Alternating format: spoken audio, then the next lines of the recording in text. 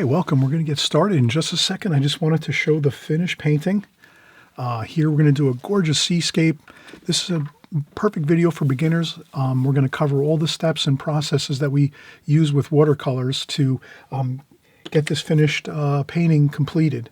So we're going to cover all the details of getting our perfect horizon line for our sea, distance sea horizon line. We're going to cover how you're going to get that perfectly level across your paper. We're going to cover how you're going to get the ocean colors in here with some white surf coming in and some waves and crashing waves, some splashing waves. We're going to kind of cover all of that here as well. We have some sand on the beach. We're going to cover the colors you're going to mix for your sand. And as well, we're going to cover the clouds and the sky washes, how you're going to get this beautiful sky wash completed. And then even at the end, we'll do a few little details. We're going to do some seagulls in this scene. So you're going to learn all of these variations on this seascape scene in watercolor, and this will be your perfect painting that you're going to work on. You're going to maybe do 5, 10 of these, and this will be a painting you have forever that you'll always be able to go to and paint and enjoy it, and you'll perfect it as you go. So let's get started. We'll start doing our sketch next, and we'll get our hash marks on our paper so that you can kind of see how we're going to lay out the ocean and the sky. So we're going to have the sky about 2/3 and the ocean about 1/3 here. So you'll see how we're going to do all that next as we start this painting. Thanks for coming by. Thanks for stopping by. And if it's your first time here ever, I really appreciate it that you come by and watch my videos on YouTube. And I hope you'll subscribe too if at the end of the video you like my work and you like our tutorial here. I hope you'll subscribe and give me a thumbs up, and we'll continue to work together in the new year now. And you'll be really benefiting with learning all the techniques and methods that you want in watercolor. And we'll get started right now.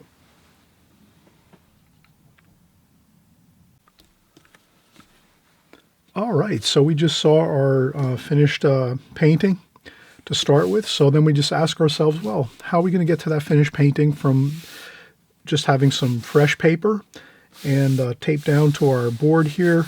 How are we going to get to that finished painting? We'll go step by step here. I'll kind of just show you what I do to get to that result. And, you know, if you're an extreme beginner and you're just starting out, I can totally understand. You know, you have a lot of questions when you're doing your paintings and artwork, and that's why I'm here. I'm here to just kind of let you know these are kind of the basic steps you take, and then you just keep working on them. And I also find that this is one of the key tips of this video is if you can keep painting this same painting over and over again, each time you do it, you'll learn something new. So you might do 10 or 20 of these paintings, the same exact painting, with maybe some minor variations if you like. But for the most part, if you can do the same painting maybe 10 or 15 or 20 times, each time you do it, again, it's going to get a little easier. You'll be a little more familiar with each of the steps, and it'll go a little smoother, a little better, and your paintings will look better. For the most part, probably each time you do it, it's going to look a little better. Although sometimes you might get you know, a couple paintings in between the first one and maybe the 10th one. You might get a few in between there that don't look so good. That also happens, but you will see overall progress and you know, improvement as you paint the scene over and over again. And that's what artists do. We all, as artists, we always continually paint the same style paintings. We might change the scenery a little bit here and there, but we're basically doing the same methods, the same techniques, the same steps and processes over and over and over again. So that's all we're going to do here. And if you're always tuning into my channel, you're going to learn all of these steps, and they'll become just part of your routine after a while. So let's start out. The first thing I like to do is I like to, just for a quick, I like to do a good dark pencil line around for the video, of course. So this way you can kind of see my rectangle here, and it's my pencil line is going right along the tape. So I have my paper taped along the outside edge. This way when we're done, we'll lift up the tape and we'll have a nice white frame around our painting. So then we have that completed.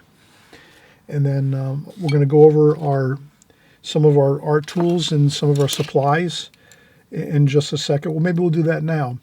The first thing I like to, you know, I just have a number 2 pencil we'll use to draw. And then for our brushes, we're going to use the brush that comes with our Prang Oval 16 set. So that's what this looks like. You can get this online or at your art stores or big box supply stores or your hobby and craft stores out there. So you have like Michael's and AC Moore, and you have your big box stores like Blick's and Jerry's Artsorama, and you have all kinds of online stores for art supplies. Blick's has a site online. I buy a lot of my art supplies from Blick's online. Also Amazon. I buy a lot of art supplies on Amazon. So you can find this Oval 16, Prang Oval 16 set on all of those places. You know, either online or in the stores, you'll find it. And this is all you need. You just spritz the paint. You're ready to go. You can paint. Spritz with a little bit of water. These spritzer bottles, you can find these anywhere. They're in all kinds of places, you know. You can find them in like your pharmacy stores. You can find them in the big box stores, the art supply stores online. I use Holbein spritzer bottles. And again, I just spritz my paint about 5 minutes before I start painting. And that's all I need to do. And then you just open up, you spritz your paint, you're ready to go. When you're done, you just close your palette, you put it to the side, or you leave it on your art table. And then in a week from now or a couple days from now, if you want to paint, you just open it up and you do the same thing. You just spritz the paint, and in 2 minutes, you're ready to paint. These are the perfect beginner's watercolor sets for your paints. And again, I have my paintbrush that comes with this set, which is good for the smaller details. And then I also buy, for my beginner series, I use Princeton Art and Brush Company, the synthetic brushes, synthetic watercolor brushes. And they come in all different sizes. And I think when I bought the set, it came with like 6 or 7 brushes for like $10. So it's a great buy. And this is a great buy too, maybe $8 or something for a paint set. So you have your paints for like $8 or $9. Maybe you can find them less expensive. And then these brushes, they all come in a set like this. And there's maybe 1 or 2 more brushes that come with it for like $10. So you have a bunch of great brushes that come with the set. But we're just going to use our 2, the one that comes with this, and then our Princeton Art and Brush Company synthetic brush, watercolor brush. And then again, I have just a number 2 pencil here that we'll use to just sketch in our pencil lines as we need to go.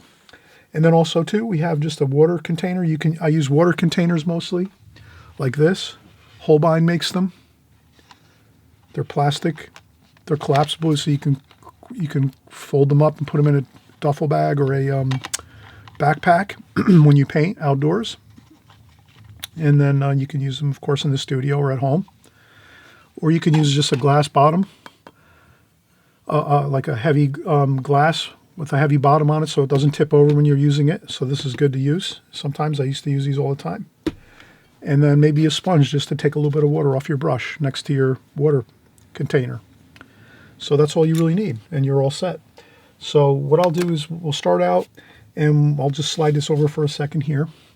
So the first thing I like to do is I just always mention that when we're doing this ocean, this seascape scene, I want to make the scene look really pleasant, really positive and pleasant looking, beautiful looking. So the first thing I realize is I don't want to just haphazardly put in the ocean where the ocean horizon line is without kind of planning out where I want to do that. So the thing is, I want to go about 1/3 up from the bottom of the paper with my horizon line for my ocean.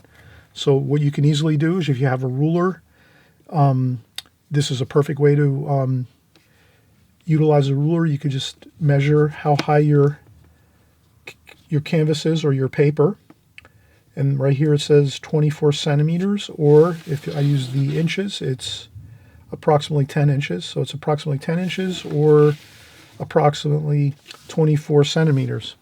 So what I do is centimeters seem to work good for this. So let's try, if we split 24 centimeters into thirds, that would be 8, 16, 24. So I'll take my ruler and just put it on the edge of the paper and say that, okay, that's 8 and that's 16 here. And now I have my 1/3. So does that make sense? We're just kind of getting some hash marks here on the side of our tape on our paper. So we kind of can better judge where we want to put our horizon line for our ocean. So what I'm going to say is I want to have my ocean a little bit above 1/3. So I'm going to say, okay, a little bit above 1/3, that's going to be where my ocean is here. And then I'll just take my ruler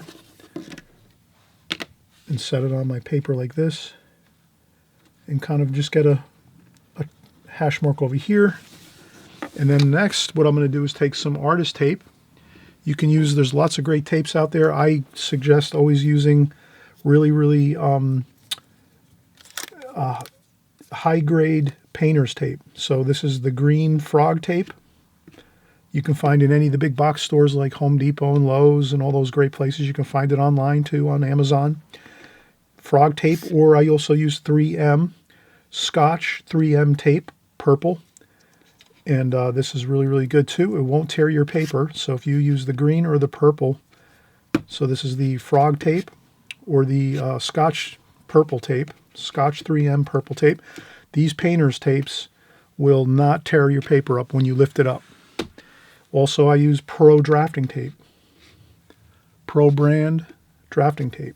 This works great too. It won't tear your paper. So I'll use the Pro drafting tape here, and I'm going to go right across those two lines we made, hash marks we made. The only thing is I want to go above it. So I'm going to put my tape on the bottom of my tape is at the hash mark where we said the ocean is going to be, the ocean horizon line. So all this is going to do is give us a real crisp, beautiful, clean line for our ocean. That's all you have to do is just put that piece of tape on there and press down right where it meets the top of the ocean horizon line, just like that. And you can leave this tape up here loose. You don't have to press this down really so much. You just want to get this bottom line here where the ocean's going to be. And that's all you have to do. So that is really your start to your painting. And again, you can do these in a smaller version if you like. You can make these into small compositions, or you can even go larger and do larger. It all depends on what you're going to basically do as a beginner. You know, you can work larger formats or smaller. You can make smaller format paintings, compositions. It's all up to you. All you have to remember is when you do larger paintings, you just have to use larger brushes. So if we were going to do a larger painting than this here, and this is maybe like a 10 by 14, if you're going to do something larger, you might want to bump up to like a 1-inch flat brush like this. You can kind of see that's a pretty good size brush there. But for this one, all we need is this 5/8 that we have. That should be plenty for us. Okay, so that's all. You're going to use a larger format, you use bigger brushes, and the same thing if you're going to use smaller format, you use smaller brushes. So you might bump your brushes down a little bit and then use your Pro Art flat brush here, and this is a number 6, Princeton Art and Brush Company number 6 flat brush. So if you're going to go with a small format, you use a smaller flat brush. You obviously don't want to use a really large brush on a very small painting if you're going to do some small compositions. And that's really the gist of it as far as adjusting your brush sizes for your paintings. All right, so we've covered a lot of stuff already. So let's take a break. It's good to take breaks so we can just relax for a few minutes. We've done a lot of prep work before we start our painting, and let's take a break and we'll come right back and we'll start the painting. Okay, we're going to get started. We're going to do our painting now, and let's just make the quick little comment here about the tape that we just put on our Pro Art tape, or you can use any good painter's tape. We're doing the ocean horizon line here, and that's where the tape is, right along here. Press down really tight on the paper, and I just made a little mark here, and you can also make a mark along the paper too. I'm doing that so you can kind of see where I have my horizon line for my ocean, and that's all you really have to do there, and you have your tape already on there, so you're good to go. Let's mix up some colors here. So to mix up the darker colors, and again, we can use this as an example here. My water bucket's over here on my right-hand side, so over there on my right-hand side, over here is my water bucket. And I use that's where I have my water bucket, but here's another water container, and I'll just kind of leave it here for right now, just so you can kind of see how I'm working with my water. And I have a sponge too. You could check some water off on a sponge, or you can use a tissue. A lot of times I hold a tissue in my hand while I'm working, and I can take a little bit of water off my brush on a tissue or on this sponge so that when I'm working I don't have too much water on my brush, because that's sometimes a problem. You'll notice when you're painting watercolors, sometimes if you have too much water on your brush, it'll cause you problems where you'll flood out too much water in your palette, or you might be putting washes on your paper and there's too much water in there and it kind of starts to drip or form puddles and things like that. So it's always good you rinse your brush and then you tap on a sponge to take off a little bit of water, and then you can go and mix up some colors and so forth. So let's do that though. Let's get our first bit of colors mixed up. So we're doing some beautiful ocean.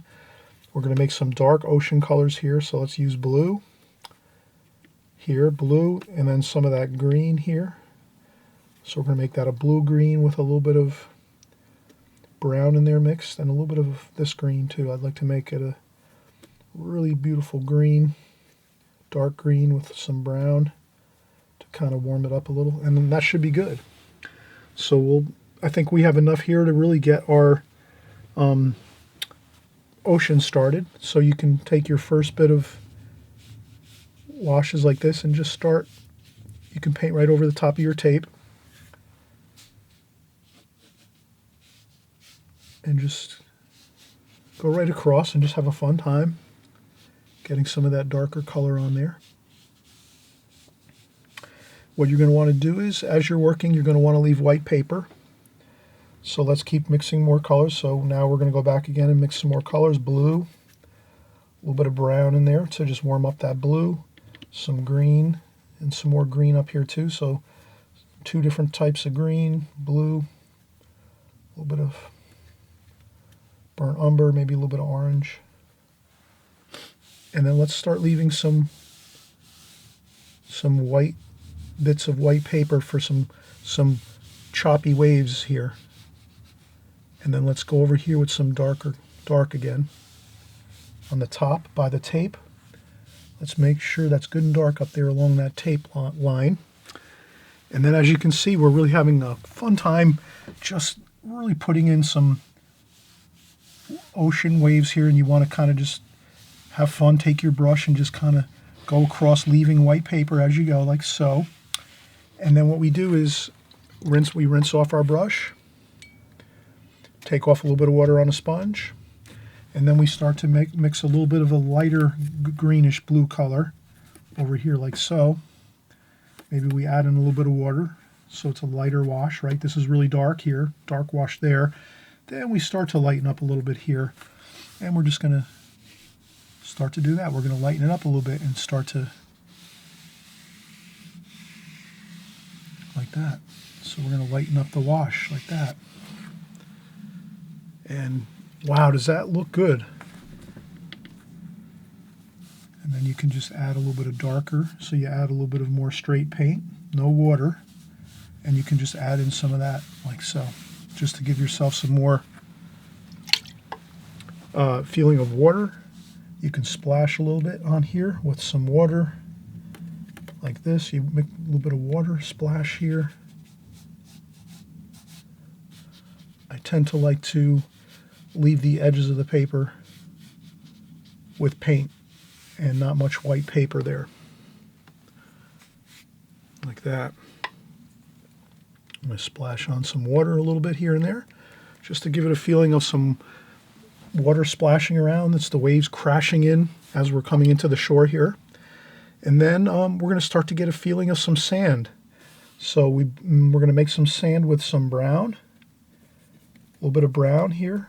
Rinse our brush, take off a little bit of the water on a sponge, and we'll get a little bit of orange. So we're going to use orange and brown, maybe a little bit of yellow too. So orange, brown, and yellow. And that gives us a really good sand color. And then we're going to take our brush and kind of just, we're using Fabriano paper, and I guess I'll show it right now so that we kind of know what kind of paper we're going to use.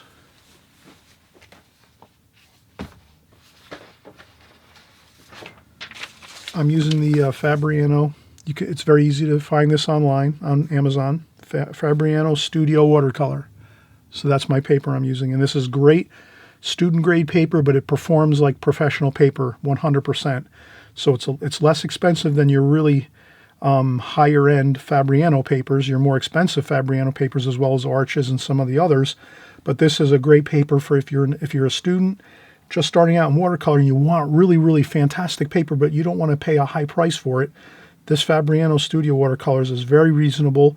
This might be something you mix in with some other papers you might try out or whatever, but I really find this is great paper for people that are just starting out. So if you're just starting out as a watercolor artist, this is a possible choice you have, but you can research it online and find all the other different papers, and there's many websites out there and more YouTube creators that cover all kinds of interesting things, and I have a couple videos on paper too, so you can always look up Chris Petrie watercolor paper and you'll probably see a couple of my videos on watercolor paper. And I have videos on brushes and paints and everything like that too, so I cover all of my materials. And I also have a new book out on Amazon which covers all my art supplies and art tools and brushes and papers, and of course all techniques and all the things that we cover here all the time on this channel. But as you can see, we've kind of did a beautiful first bit of wash here on this paper, and we've got a lot accomplished. We've got sand and beautiful ocean colors and ocean waves coming in, and then we're going to show you in just a second how you can we'll actually do it now. We're going to take our finer brush here, our finer brush that comes with our Oval 16, Prang Oval 16 set, and we're going to show you how you can shape some of these waves to look a little more realistic. So all we do is we go in and we get some of the dark paint that we were using when we first started, and then you just take that paint and you roll it around on your brush, and you can take a little bit of the paint off on a tissue, just so you take a touch of that paint off. You don't want too much on your brush, so you take a little bit of paint off with a tissue, and then you can take some of that and make those rolling kind of looks to your, you know how you see those little bit of those rolling, curling shapes? Some of them are happening here without, we didn't even have to do it, and we were creating that with our brush strokes. But here you can kind of see, you can just do a couple of those.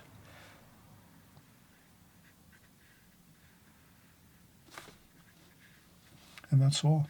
You do a couple of those, and it really, really makes it look so much better.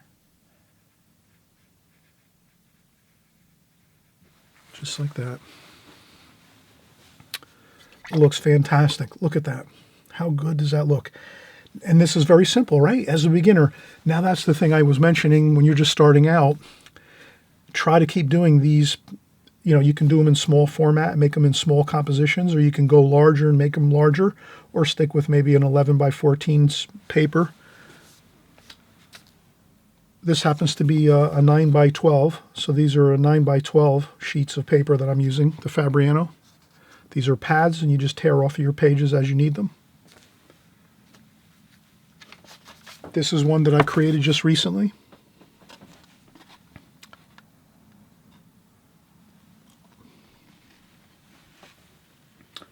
Okay, so now we're at the point where we've got the bottom third of our painting done with our ocean. Let's lift up the tape. I'll move my water over here, and you'll see how good this looks. You just lift up your tape. Doesn't that look fantastic? A nice crisp line across your painting. That's the ocean. A beautiful crisp line. And then what we're going to do is we'll take another break, and then we're going to come back and do the sky wash next. And you're going to see how much fun we're going to have doing this sky wash. And it's real simple, and again, straightforward. And this is, again, a painting. If you're a beginner and you're just starting out, it's always good, if you can, find the real benefit in painting a specific painting over and over and over and over again. Because what that does is that will give you the confidence that you've got one painting that you really enjoy, and it's your go-to painting. And it might be that all through the rest of your painting career, you're always going to have a go-to painting that you like to go to, a favorite type of scene, seascapes maybe. Maybe it's going to be flowers are going to be your favorite eventually, or maybe some city scenes some street scenes, cityscapes. Maybe those will be your eventual favorite paintings to paint. But at least if I figured I would start out with ocean because everyone tends to like to go to the beach. You can go there, have like a book, read a book, have a chair, a little umbrella, just have a fun time, go in the water a little bit, listen to the waves crashing. It's like a real relaxing place, and it was for me growing up. So that's why I just kind of go back to my roots and enjoying the ocean so much and the shore. In the United States where I live right near the shore, so it's only, half an hour, 45 minutes, and I'm right at the beach, and I can hang out, and I go there often.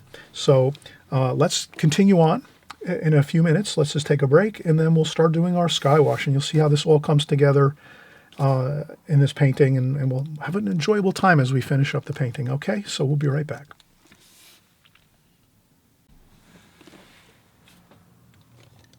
All right, so we're going to get started again, and what we're going to do now is start to get a little bit of fresh, clean water on our sky, on the paper. So what we'll do is I'm going to take water and basically, I think maybe I'll use my pencil here for just a second, and we'll just say that we're going to wet the paper about halfway over here like so. So I'm going to put a little light pencil line across here, just like this, so you can kind of see. So halfway about here, I'm just going to leave that light pencil line just so I know that's about where I'm going to wet the paper, and then I won't wet any paper below that halfway line.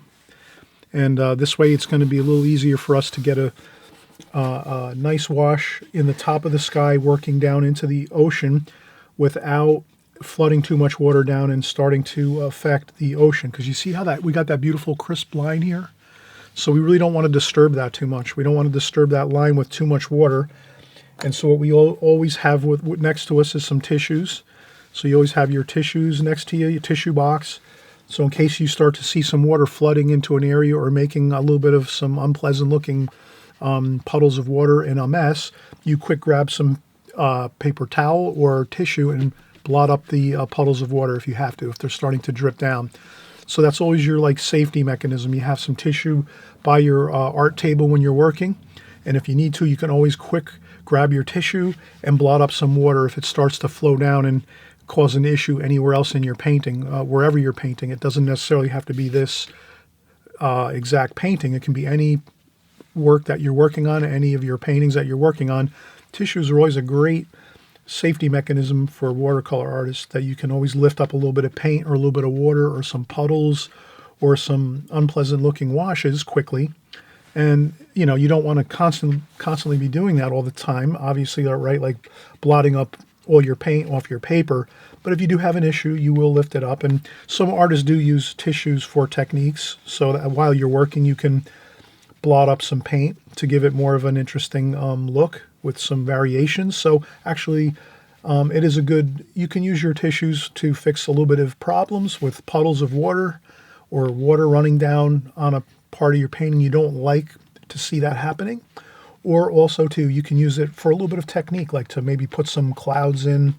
So we'll use it actually here in this painting to blot in a little bit of some cloud shapes and so forth. So actually, it's just a great thing you'll practice as you get better at watercolor, using your tissues and to create interesting techniques, and also to help out with your washes when you're painting. So we have some fresh, clean water here. And again, we're just going to wet the top of the sky with some fresh, clean water, like so. But we won't wet the paper beyond the halfway point down this way here. So this is all I'm going to do up here is the halfway point, and that's it. And then I'll wet a little bit more up here.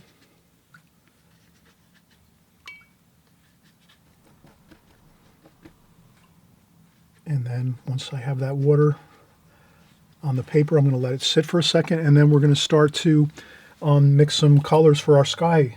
So let's use what we use for the ocean. That's a good start. Then let's do some blue.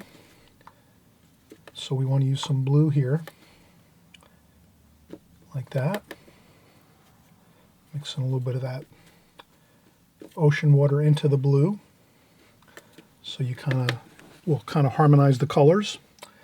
And then we're going to do some orange down here, like that, with the sand color. So orange with the sand color, and I think that's all we need to do our sky wash. So let's go in and start out, and we'll put some of that blue up here, and then just let it flow down the paper. I'm just going to put the wash, that blue we mixed up, right up here.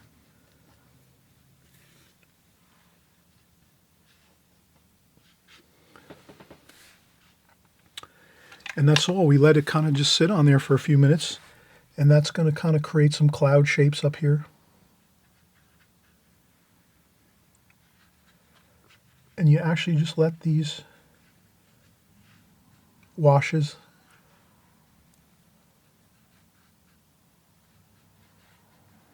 kind of just happen. The puddles of water.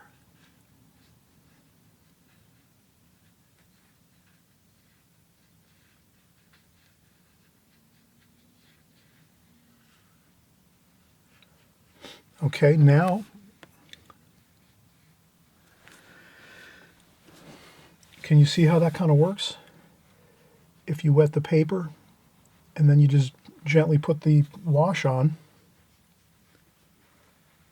and I'm picking up some of these darker colors up here. I want some dark washes up at the top of the sky, like that. And then we can start making some long cloud formations like this. So as the clouds in the distance go further in the distance, these clouds up here are closest to us.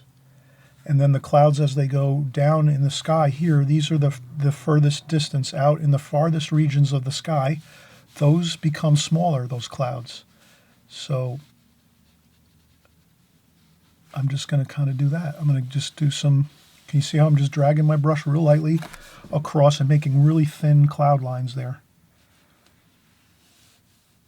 Just like this. Slide my hand across. So I have my hand on my working board that I use. So I can just slide my hand across the working board gently, and I can get these really beautiful parallel lines. This is what I'm doing, is some parallel lines like so. Just like that. And that gives you that feeling of the clouds going off in the distance. Just those mellow clouds there. Beautiful day at the beach here. You can take a tissue now and blot up a couple puddles if you see some puddles that don't look so good and they might be causing a problem. You'll see I'm just going to lift those up like that. So I'm going to do that. I'm going to lift that up. That was a really big puddle there. Then I can make a cloud shape with my tissue like this. So here I'll use the tissue to make a cloud shape like that. And over here too. Like that.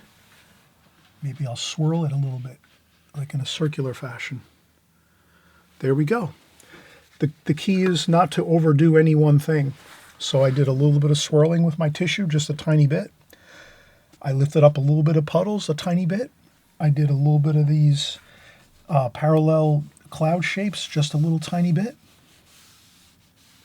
I'm going to add in a little bit of a darker cloud shape here and there. Just a little tiny bit like that. And then we're going to go in and get some of that orange sand color. And we're going to do some more parallel lines like this with that orangey kind of color. And that's going to be the horizon line of the sky where it meets the ocean. And then what I'll do is I'll lift up and clean a little bit of a spot out on the palette and get some more orange. I want that horizon line to be a little more orange and not as much of the sand color. And then what I'll do is I'll get some of that paint on the paper like I just did, that orange wash. And then I take my brush, rinse it good, tap off the water so that my brush is now just damp. but not flooded with water, just damp, because I'm drying it off on the tissue here. And then I'm just going to go right across where the water is. And I just want to blend that orange with the ocean. And I want to keep my brush just above the top of that ocean. I don't want to disturb that line, so I'm keeping my brush, if you can see, I'm keeping my brush just above that ocean line that we made with the tape. Then I do another same thing, rinse off the brush, take off the water so that I just have a damp brush, and then I'm just going to blend this into like this with the orange. So I want to go back and forth and blend that orange and that blue just like this. Maybe go back 3 or 4 times like this.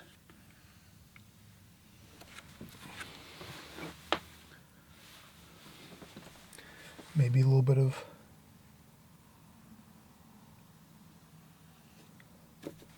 of blue in there too.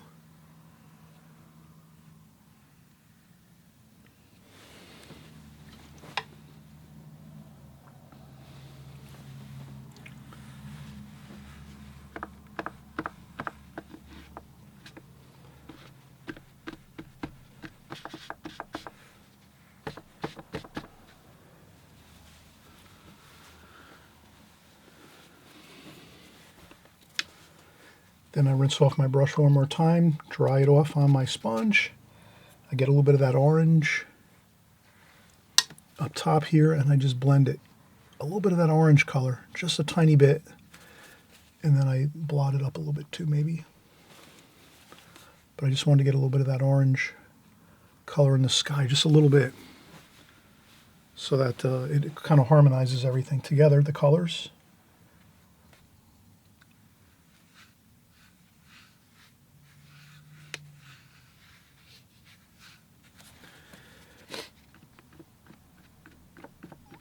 And there we go.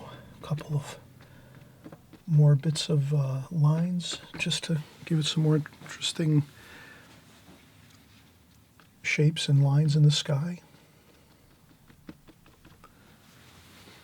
And I think we have a completed seascape scene here. Let's do this. Let's let this dry 100% now. We'll come back and we'll do a few seagulls, just so that we have a little interesting feature in the sky. And we have some speckles of sand here in the foreground, which looks really good on the beach. So if we do a couple seagulls in this scene, it'll kind of just give us a little detail in the sky area. And I think we'll be 100% completed. And then eventually, and maybe in the near future, we'll do another painting just like this. And what we'll do is we'll put some figures on the beach, maybe in some chairs or on blankets with some umbrellas. We'll add to this.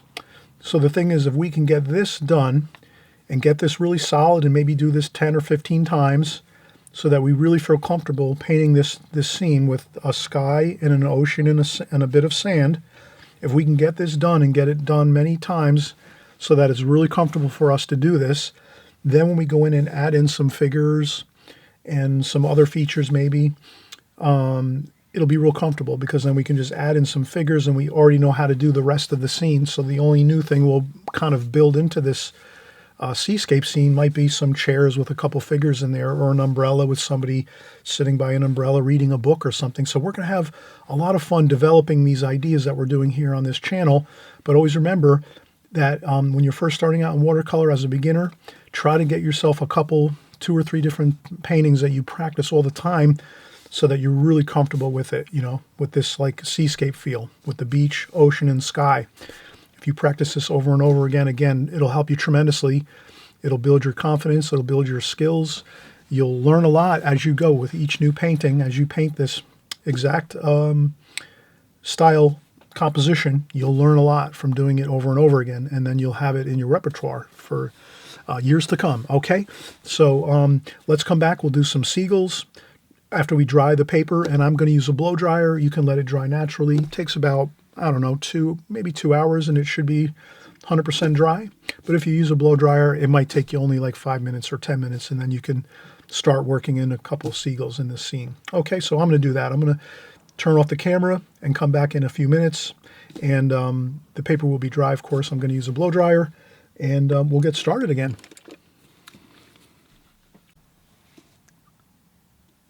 All right, we're back, and now we're just actually going to do some seagulls here. So what I'll do is I'll use my brush from my Prang Oval 16 set, the stock brush that comes with the set, and I'll just mix up a little bit of brown with some of the blue we already mixed up here. So some brown and some blue. Bluish green. And we don't want to make the seagulls, I would say, too dark. I would keep it a medium, kind of a medium wash like this. And then what I do is I like to get some of that wash on my brush, which is the brown mixed with a little bit of that blue and green that we mixed for the oceans and the sky. And then I just take a little bit of that paint and dry it off the brush, just so that I have my brush is not, totally dripping with paint. So it'll be a little bit easier to paint a couple seagulls. So maybe I'll just do a couple seagulls here. And it's basically just a couple, like a V. And once you get that shape in there and it looks pretty good, you can actually go in with a little darker wash and just touch it to the paper. Like that. And then maybe we'll do a few, and then I'll dry off my brush a little bit, less paint. And then maybe we'll do another. And I'll try to make my seagulls a little bit.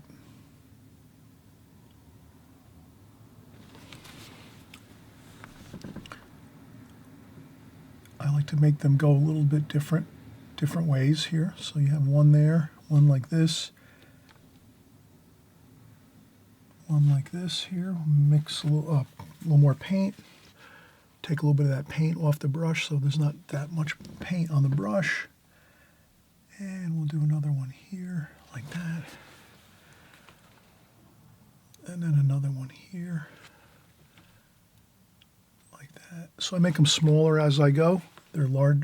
I made a larger seagull up here.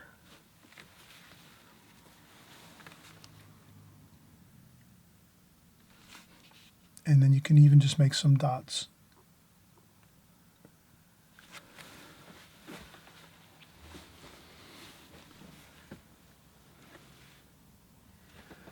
I think that's fine. Just a little bit of interesting seagulls here in the scene, not overtaking anything, making them very small, very light, just so that there's a little bit of interesting things going on here in the sky, besides the clouds and the fun stuff we have in all the colors and things like that. And then maybe if we wanted to, we can get a little more of that. We might take some fresh clean water, so we'll empty our water, and we'll get some fresh clean water like that. And then we'll take some white like this, some white paint with water. And you can always splash a little bit of white paint on the water. That acts as like a little bit of a feeling of some of the ocean spray coming up into the scene. So that's always a good thing you can do. Like that. Not overdoing it. Again, just a little bit of ocean spray with some white and water and a little bit of the white mixture here on our palette. You could even finger tap a little bit of the white ocean spray.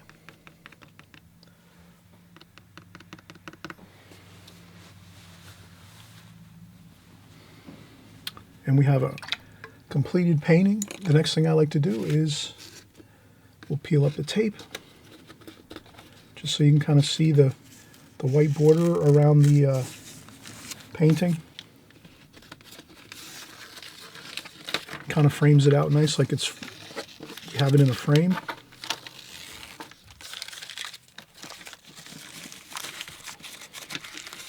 Like that.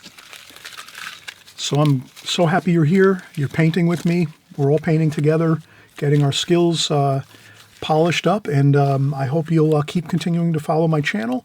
And again, it's if you click on the subscribe button down on the right-hand side below, that'll be a fantastic way to keep in touch all the time by seeing my videos in your YouTube channel. So whenever you open up YouTube, if you subscribe, you'll just see my videos there, because YouTube will just send you my newest and latest videos so that you can click on them and see what I'm doing and what I'm up to.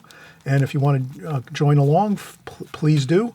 I'm so happy you're working with me together here on my channel. We're having lots of fun, especially if you're just starting watercolors. This is a perfect opportunity to kind of just join along with us each week as we go. We're working here week after week, month after month, and year after year, doing watercolors, everything watercolor, and we do all kinds of subject matter. So this week it's some seascapes. We might do flowers next week, and the week after maybe a city scene.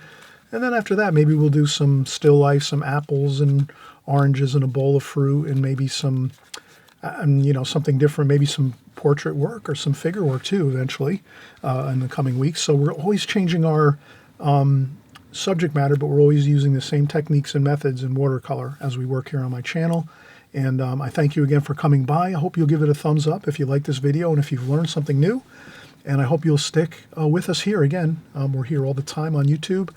And it's just a great pleasure to have you with us here and painting along with us. So we'll see you on the next video, okay? Bye-bye.